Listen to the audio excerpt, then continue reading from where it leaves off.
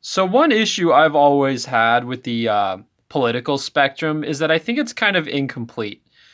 And I believe rather than an XY axis, it should actually be a cube, a political cube with three different categories, three different axes essentially.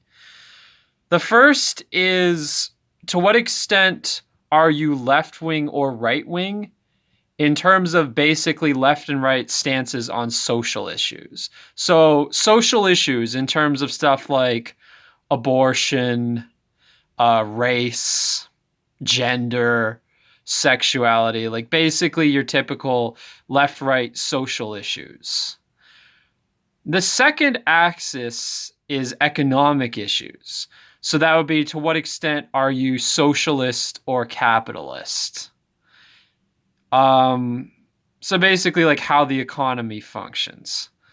The third axis would be authoritarianism versus, I guess you could say, liberalism or libertarianism.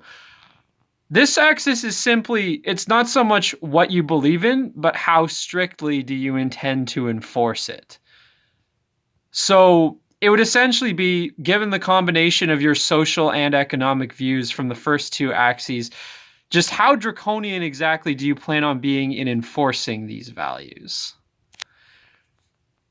So I think people's political views basically comprise all types of different categories of all combinations of these three axes. Like basically, there'd be nine different combinations in total.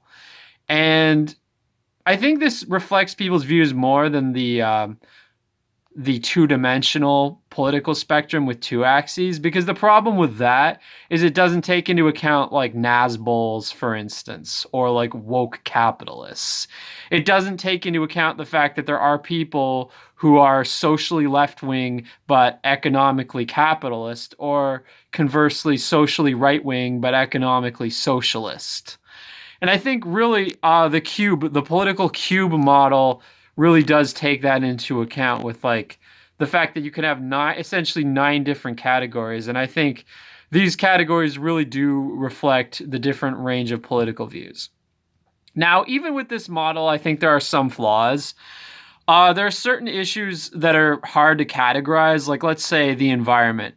Like, is the environmentalism, is that a social issue or is that an economic issue? Same with urban planning and architecture.